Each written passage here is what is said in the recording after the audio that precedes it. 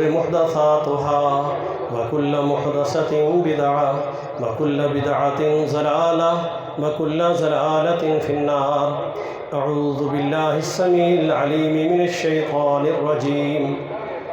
يا أيها الذين آمنوا اتقوا الله حق تقاته ولا تموتن إلا وأنتم مسلمون. اللہ عز و جل نے آج شوال کا جو پہلا دن ہے اور جو یکم تاریخ ہے، اس سے پچھلا مہینہ اللہ عز و جل نے اہل ایمان کو حکم صادر فرمایا ہے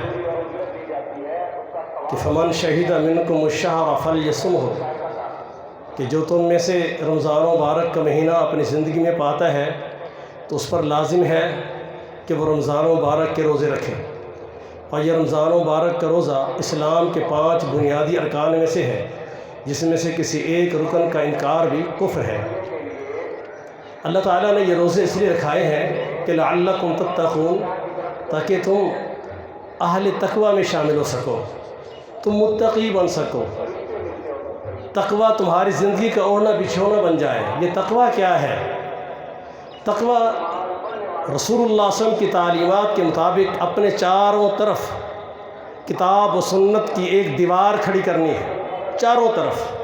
کیونکہ ابلیس نے اللہ کے سامنے، شیطان نے یہ کہا تھا کہ ثم لآتینہم من بین ایدیہم ومن خلفہم وعن ایمانہم وعن شمائلہم ولا تجد اکثرہم شاکرین. اے اللہ، میں آدم کی اولاد کے دائیں بھی حملہ آور ہوں گا، میں ان کے بائیں بھی حملہ آور ہوں گا، میں ان کے آگے سے بھی حملہ آور ہوں گا، میں ان کے پیچھے سے بھی حملہ آور ہوں گا، اور ان کی بڑی تعداد کو اللہ تیری شکر گزاری سے ہٹا دوں گا. اس نے کہا اللہ مجھے تیری عزت کی قسم ہے، میں جب تک قیامت تک جو زندگی میری ہے، میں آدم کے بیٹوں کو گمراہ کرتا رہوں گا، گناہ پہ لگاتا رہوں گا، ہدایت کے راستے سے سائڈ پہ کرتا رہوں گا. اللہ فرماتے ہیں مجھے بھی اپنی عزت و جلال کی قسم ہے، جب تک آدم کا بیٹا مجھ سے معافی مانگتا رہے گا، میں بھی اس کی توبہ قبول کر کے اس کو معاف کرتا رہوں گا. یہ تقوی اگر آپ کے حصے میں آتا ہے تو اس کے فوائد کیا ہے؟ تقوی آپ سمجھ لیجئے، اللہ عز و جل اور محمد رسول اللہ صلی اللہ علیہ وسلم نے زندگی گزارنے کے لیے جو نیک اعمال کا حکم دیا ہے، اس کے لیے تگ و دو کرنا، اور زندگی گزارتے ہوئے جن چیزوں سے اللہ اس کے رسول نے منع کیا ہے ان سے رک جانا، یہ تقوی ہے. جب یہ زندگی اختیار کرو گے، اللہ فرماتے ہیں وَمَن يَتَّقِ اللَّهَ يَجْعَل لَّهُ مَخْرَجًا. پہلا انعام اللہ تمہیں یہ دے گا کہ تمہیں دنیا کی زندگی میں مصائب سے ہٹا دے گا. اور دوسرا فرمایا پہلا یہ ہوگا وَيَرْزُقُهُ مِنْ حَيْثُ لَا يَحْتَسِبُ، پھر ایسے ذرائع سے اللہ تمہارے لیے رزق حلال کا بندوبست کرے گا جو تمہارے وہم و گمان میں نہیں ہوگا. وَمَن يَتَّقِ اللَّهَ يَجْعَل لَّهُ مِنْ أَمْرِهِ يُسْرًا. اگر تم متقی بن جاؤ گے، تقوی کی زندگی اختیار کر لو گے، تو اللہ تمہارے زندگی کے تمام معاملات کو آسان کر دے گا.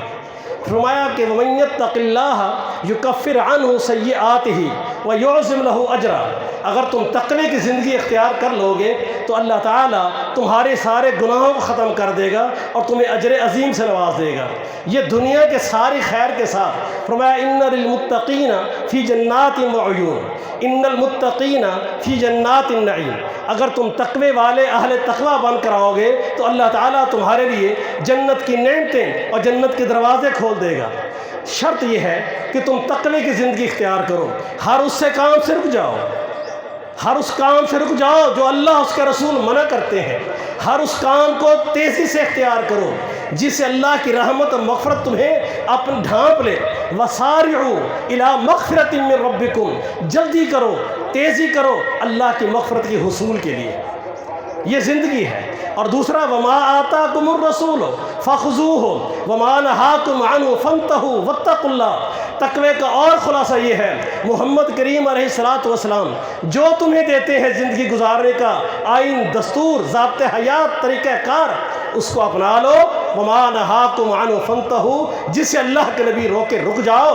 اگر یہی تمہارا منہج رہے، یہی تمہارا زندگی کا مقصد رہے، تو تم اہل تقوی میں شمار ہو جاؤ گے اور وہ ساری خیر تمہیں مل جائے گی جو قرآن کی آیتوں سے میں نے تمہارے سامنے رکھی ہے. اللہ فرماتے ہیں ایک اور بات، اتقوا اللہ اے اہل ایمان اللہ سے ڈرنا ہے حق تقاتہ، جیسے اسے ڈرنے کا حق ہے، ولا تموتن الا وانتم مسلمون، اور اس کا معنی یہ ہے کہ تمہاری موت اسی عقیدے دین منہج تقوی پر آئے، تمہارا فیصلہ تمہارے خاتمے پر ہوگا۔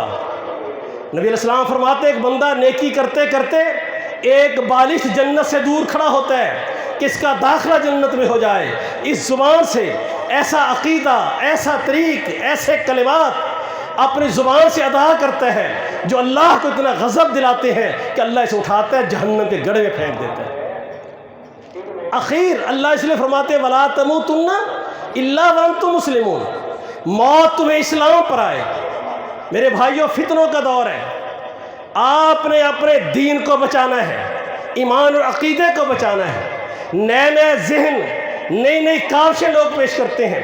آج ایک سبق سیکھ کر جائیے، محمد الرسول اللہ صلی اللہ علیہ وسلم کا دین جو اللہ کے پیغمبر نے حجۃ الوداع کے موقع پر فرمایا تھا، اللہ نے قرآن اتارا تھا کہ الیوم اکملت لکم دینکم واتممت علیکم نعمتی ورضیت لکم الاسلام دینا، وہ دین مکمل ہو چکا۔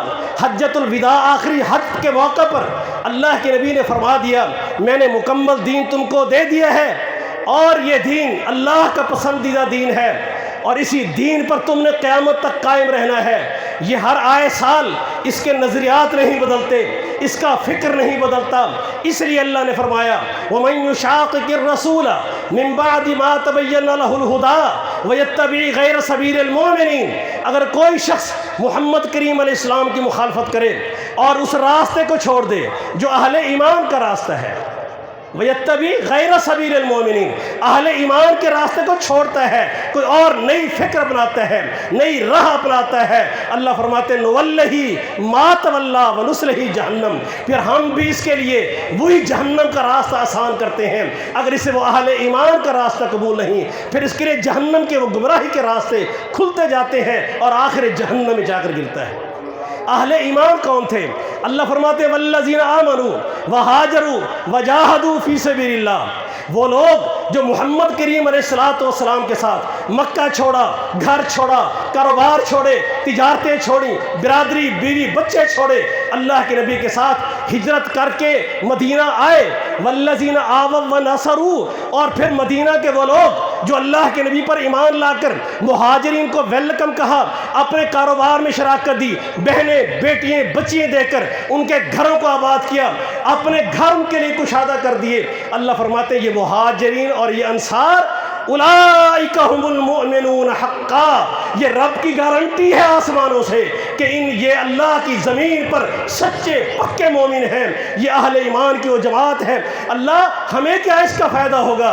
فرمایا فَإِنْ آمَنُوا بِمِثْلِ مَا آمَنْتُمْ بِهِ فَقَدْ اهْتَدَوْا، تم ہدایت پر اس وقت تک قائم رہو گے جب تک ایمان محمد کے صحابہ جیسا بنا کے رکھو گے صلی اللہ علیہ وسلم۔ حضرات، گمراہیوں اور فتنوں کے اس دور میں کوئی ایسا فکر سب سے پہلے امت مسلمہ میں گمراہی خارجیوں نے اٹھائی، انہوں نے قرآن کی آیت کا سہارا لیا، کہا ان الحکم الا للہ، فیصلہ اللہ کا چلے گا۔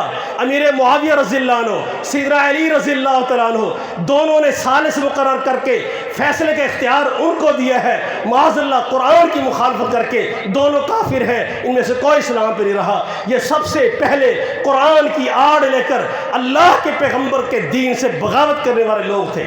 اور یہ بات ذہن میں رکھنا، اگر کوئی شخص اللہ کی کتاب کی آیت کا بہانہ بنا کر، سہارا لے کر اپنی مرضی کا معنی مفہوم پہناتا ہے، سیدنا علی نے یہی فرمایا تھا او خارجیو، جو تم رب کے قرآن کے کلمات ادا کرتے ہو یہ تو حق ہے، لیکن جو مراد اور معنی لیتے ہو یہ گمراہی ہے، یہ باطل ہے۔ اللہ کے پیغمبر کے نازل ہونے والے قرآن کا مفہوم، اس کے مفہوم کا فیصلہ قرآن کے اخذ کیے ہوئے کسی کے ذہن کی اختراع، ان پر قاضی محمد کی حدیث ہے اور محمد صلی اللہ علیہ وسلم کے صحابہ کا طریق ہے۔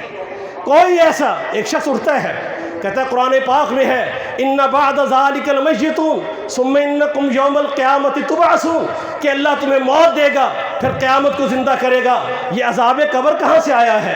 अज़ाब कब्र जैसा अहम मसला कुरान खामोश क्यों है, ये मेरी समझ में नहीं आता।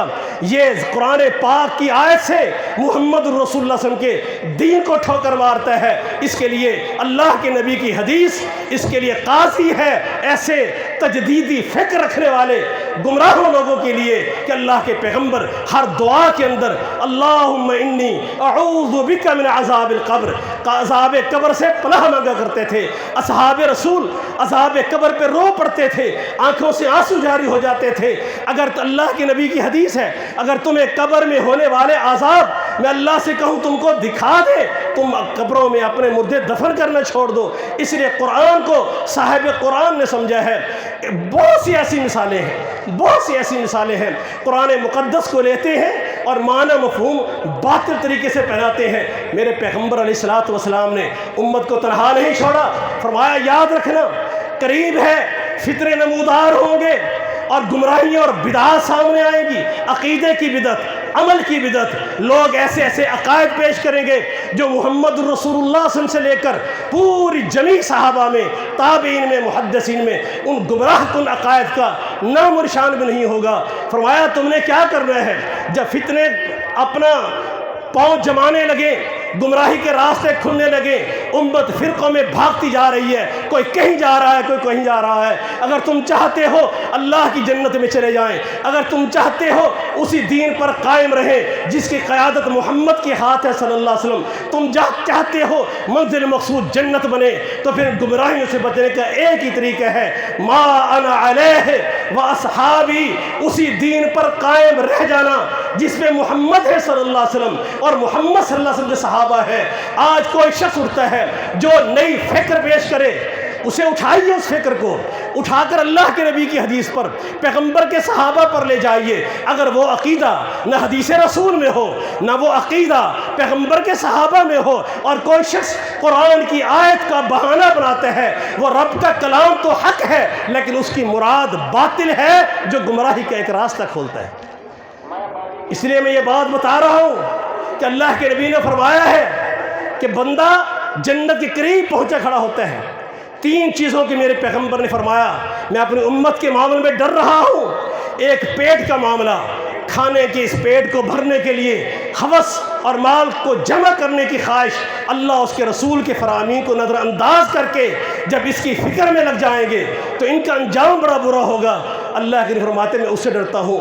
फिर दूसरी बात फरमाई कि मैं इनकी अपनी ज़ाती ख्वाहिशात, एक जहन बन जाता है बंदे का, फिर उस ख्वाहिश की मुकम्मल तकमील की खातिर फिर वो चाहते हैं लोग भी मेरे साथ आएँ। अल्लाह के नबी फरमाते हैं अगर कोई शख्स अल्लाह के पैगम्बर के दीन हिदायत पर किसी को दावत देता है, अगर वो कबूल करता है हिदायत, ये दावत देने वाले को खुद भी अजर और सवाब से अल्लाह नवाजेगा और उस हिदायत पे अमल करने वाले सैकड़ों हज़ारों लोगों के उनके अजर और सवाब अल्लाह इस बंदे को अता करेगा, उनके अजर और सवाब से अल्लाह कमी नहीं करेगा। और जो किसी गुमराही का आगाज़ करेगा, अल्लाह के नबी फरमाते हैं उस गुमराही करने वाला तो बर्बाद होगा, वो अल्लाह के जुर्म में फंसेगा। लेकिन जितने लोग इसकी बात पे लब्बैक कहते, इसके पीछे चलेंगे, उन सब की गुमराहियों का वबाल भी इसके सर पे डाला जाएगा, उसकी गुमराहियों में से कुछ कम नहीं किया जाएगा। रसूलुल्लाह सल्लल्लाहु अलैहि वसल्लम ये उम्मत को डरा रहे हैं। फरमाया याद रखना वो उम्मत का पहला ज़माना असहाब रसूल का ज़माना, उस ज़माने में जिस दीन पर चलकर लोग अल्लाह की जन्नत में चले गए, अल्लाह ने वादा किया वस्साबिक़ूनल अव्वलूना मिनल मुहाजिरीन वल अंसार वल्लज़ीना तबअूहुम बिइहसान रज़ियल्लाहु अन्हुम व रज़ू अन्हु। अल्लाह ने रज़ा के सर्टिफिकेट देकर जन्नत भेज दिया। फरमाया क़यामत तक आने वाला हर इंसान अगर उसी हिदायत पर रहेगा, उसी दीन पर रहेगा, उसी रास्ते पर रहेगा जिस पर नबी के सहाबा खड़े थे, तो अल्लाह की जन्नत में जाएगा। वगरना ये गुमराह फ़िरक़ों में होकर कुल्लुहुम फिन्नार, सारे जहन्नम का ईंधन बनेगा। मेरे भाई आपकी दावत है, लेकिन अहले हदीस आज इस दावत को भूल रहा है। वो दौर हाजिर के किसी गुमराह शख्स की बात को उठाता है, ना वो अल्लाह के पैगम्बर की हदीस पर उसका एतमाद रहता है, ना अल्लाह के नबी के सहाबा को देखता है। कितने ऐसे से हैं, रसूलुल्लाह सल्लल्लाहु अलैहि वसल्लम की हदीस मौजूद है, कुरान में भी मौजूद है, लेकिन साथ ही समझा रहा हूँ। अल्लाह के नबी ने फरमाया ایک خاتون سے پوچھا تو اللہ کو پہچانتی ہے؟ اللہ کہاں ہے؟ اس نے کہا اللہ آسمانوں کے اوپر ہے۔ فرمایا یہ مومن ہے، اس کو آزاد کر دو۔ سعد رضی اللہ عنہ نے فیصلہ صادر کیا، جو یہودیوں نے اور محمد رسول اللہ صلی اللہ علیہ وسلم نے غزوہ خندق کی وجہ سے ان کا گھراؤ محاصرہ کیا تھا، سعد رضی اللہ عنہ کے بارے میں یہودیوں نے کہا جو سعد فیصلہ کرے گا ہمیں قبول ہے۔ فرمایا سعد فیصلہ جاری کرو، ہم بھی تیرے فیصلے کی پاسداری کریں گے۔ سعد صحیح بخاری کی روایت ہے، سعد رضی اللہ عنہ نے فیصلہ کیا، اللہ کے نبی نے فرمایا سعد نے وہی فیصلہ کیا ہے جو ساتوں آسمان سے اوپر عرش معلیٰ پہ اللہ کا فیصلہ تھا۔ سیدہ زینب رضی اللہ عنہ فرماتی ہیں ازواج مطہرات سے کہ تمہارے نکاح ہوئے لیکن زمین پر ہوئے، زینب کو اللہ نے اعزاز دیا ہے کہ زینب کا نکاح عرش معلیٰ پہ ہوا ہے۔ سیدہ عائشہ رضی اللہ عنہ فرماتی ہیں مجھے قسم اس ذات کی جو ساتوں آسمانوں سے اوپر ہے، سیدنا عثمان کے قتل میں میرے بارے میں جو کچھ بیان کیا گیا ہے سارا جھوٹ پر مبنی ہے۔ اصحاب رسول کا یہ عقیدہ تھا، کسی ایک صحابی کا یہ عقیدہ نہیں، کوئی ایک حدیث ایسی نہیں کہ اللہ ہر جگہ ہے، لیکن ذہن بن جاتے ہیں، بندے اسی پہ تگ و دو کرتے ہیں۔ آئیے رسول اللہ صلی اللہ علیہ وسلم نے ہمیں جو تعلیم دی ہے میرے بھائیوں، ایمان اور اسلام کو بچانا ہے، اسلام پر موت آنی ہے، اپنا فکر جدید میں نہیں جانا، وہی جو فکر صحابہ کا تھا جو اس پہ قائم رہے گا وہی اللہ کی جنت میں جائے گا۔ بڑی پیاری بات میرے پیغمبر نے کی اور معاملے ختم کر دیا کہ گناہیوں کے دروازے کھلیں گے اور تم نے ہر معاملے میں مجھے اور میرے صحابہ کو سامنے رکھنا ہے۔ جو مسئلہ وہاں نہیں تھا وہ دین نہیں، جو فکر وہاں نہیں تھا وہ گمراہی ہے، جو ہدایت وہاں نہیں تھی وہ ہدایت نہیں، وہ جہنم کا راستہ ہے۔ اس لیے میری اللہ سے دعا ہے اللہ ہمیں اسلام پر قائم رکھے، تقوی پر قائم رکھے۔ سادہ طریقہ دے دیا ہے، آپ کو کتاب اللہ کے علم زیادہ نہ ہو، آپ کو رسول اللہ صلی اللہ علیہ وسلم کی احادیث کے علم زیادہ نہ ہو، لیکن جو شخص آپ کو فکر جدید کا لباس پہنانا چاہتا ہے اسے پوچھئے تیری فکر پیغمبر کے صحابہ میں تھی؟ تیرا عمل نبی کے صحابہ میں تھا؟ تیری فوتگی کے طور طریقے اللہ کے نبی کے صحابہ میں تھے؟ تیرا پیش کیا جانے والا عقیدہ نبی کے صحابہ میں تھا؟ اللہ کے نبی کی حدیث میں موجود ہے؟ نہیں تو اللہ کے قرآن کو مرضی کے، یہ بہت لمبی باتیں ہیں، جو بھی اٹھتا ہے وہ اللہ کے قرآن کی آیت کا معنی مرضی کا لیتا ہے، مرضی کا مفہوم پہناتا ہے، اور ہم سادہ لوگ سمجھتے ہیں ماشاءاللہ تو قرآن پڑھ رہا ہے۔ نہیں میرے بھائیوں، قرآن کی سمجھ پر، قرآن پر نہیں، میری باتوں پہ غور کرنا ہے۔ قرآن کا فہم جو شخص اخذ کرتا ہے اس کے فہم پہ قاضی ہے محمد کی حدیث صلی اللہ علیہ وسلم، وہ فیصلہ کرے گی کہ اس کا فہم سچا یا جھوٹا ہے۔ اللہ تعالیٰ سے دعا کرتے ہیں اللہ ہمیں دین متین پر قائم رکھے، اور ان بھائیوں کے لیے بھی جو پچھلی عید میں ہمارے ساتھ تھے اور آج نہیں ہیں، اور وہ ہمارے بیمار دوست، ان کے لیے بھی ہم دعائیں کرتے ہیں۔ الحمدللہ رب العالمین والصلاة والسلام علی سید الانبیاء والمرسلین، اللہم صلی علی محمد وعلی آل محمد، اللہم انک عفو تحب العفو فاعف عنا، ربنا لا تزغ قلوبنا بعد اذ ہدیتنا، ربنا لا تزغ قلوبنا بعد اذ ہدیتنا۔ یا اللہ ہمارے گناہوں کو معاف فرما، یا اللہ ہمارے حال پر رحم فرما۔ اللہ جو تیرے عبادت کا حق تھا اللہ ہم سے ادا نہیں ہوا، اللہ جن خطاؤں اور کوتاہیوں کے ساتھ اللہ ہم نے عید کی نماز ادا کی ہے، روزے رکھے ہیں، سحری افطاریاں کی ہیں، تراویحیں پڑھی ہیں، عبادات کی ہیں، یا اللہ ہم تسلیم کرتے ہیں مالک تیری عظمت اور شان کے مطابق ہم ان کو صحیح ادا نہیں کر پائے، اللہ رحم فرما دے، اللہ ہماری ٹوٹی پھوٹی عبادتوں کو اللہ قبول کر لے۔ اللہ تو بڑا رحیم ہے، تو کریم ہے، انک عفو تحب العفو فاعف عنا، اللہ ہم سے بھی درگزر فرما۔ یا اللہ اس وقت پوری دنیا اور خصوصاً ملک پاکستان اللہ ایک بہت بڑے موسی مرض کی لپیٹ میں آیا ہوا ہے، اللہ ہم خطا کار ہیں، ربنا ظلمنا انفسنا، اللہ ہم اپنی جانوں پر خود ہی ظلم کرتے ہیں، اللہ تجھے ناراض کر کے، تیری نافرمانی کر کے، تجھے اللہ غصہ دلا کر، لیکن اللہ ہم تیرے بندے ہیں، اللہ ہمارا آستانہ کوئی نہیں ہے، اللہ ہمارا در اور کوئی نہیں ہے، اللہ ہمارے مانگنے کا مقام بھی اللہ ہمارے ہاں اور کوئی نہیں ہے، اللہ تیرا ہی در ہے۔ اللہ تو خود فرماتا ہے کہ انتم الفقراء واللہ هو الغنی، تم سارے فقیر ہو اللہ کے سامنے، اللہ یہ فقیر، یہ قلاش اللہ تیرے سامنے ہاتھ پھیلائے، اللہ اپنی کوتاہیوں پریشانیوں پہ اللہ تو سے معافی مانگتے ہیں، اللہ ہمیں اس مرض سے نجات دے دے۔ اللہ جو ہمارے بھائی اس مرض میں مبتلا ہے، یا اللہ ان کو صحت عطا فرما۔ اللہ جو ہمارے مسلمان بھائی آج ہمارے ساتھ نہیں ہیں، وفات پا چکے ہیں، اللہ ان کی مغفرت فرما۔ اللہ جو بیماروں کو صحت عطا فرما۔ اللہ ہماری مائیں بہنیں ان کو بھی صحت عطا فرما۔ اللہ جو ہماری بہنیں بیٹیاں بے اولاد ہیں، اللہ ان کو اولاد عطا فرما۔ یا اللہ ہمیں دین متین پر قائم رکھ۔ اللہ اس وقت یہ تیرے نبی کے نام لیوا، تیری توحید کا نام لیوا، اللہ یہ مسلمان، اللہ ہم اپنی ہی خطاؤں اور کوتاہیوں پر اللہ تیری مدد سے رحمت سے اللہ بہت دور ہوئے کھڑے ہیں۔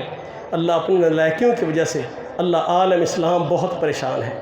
اللہ فلسطین کے مظلوموں کی مدد فرما۔ یا اللہ ان کے ہونے والے مظالم پر اللہ ان ظالموں سے اللہ تو ہی نمٹ لے۔ یا اللہ ہم کمزور ہیں، اپنی کمزوری اور ناتوانی کو اللہ مانتے ہیں، اللہ تو بڑی طاقتوں والا ہے۔ اللہ ان مسلمانوں کی مدد فرما۔ اللہ وہ کشمیر میں ہو، وہ برما میں ہو، اللہ وہ فلسطین میں ہو، اللہ وہ عراق میں ہو، اللہ دنیا کے کسی خطے پر بھی ہیں، اللہ وہ تیرے بندے ہیں، اللہ تیرے اور تیرے نبی کا نام لینے والے ہیں، اللہ اپنی رحمت ان پہ کر دے۔ اللہ ہم سب کو معاف فرما۔ اللہ ملک پاکستان کی حفاظت فرما۔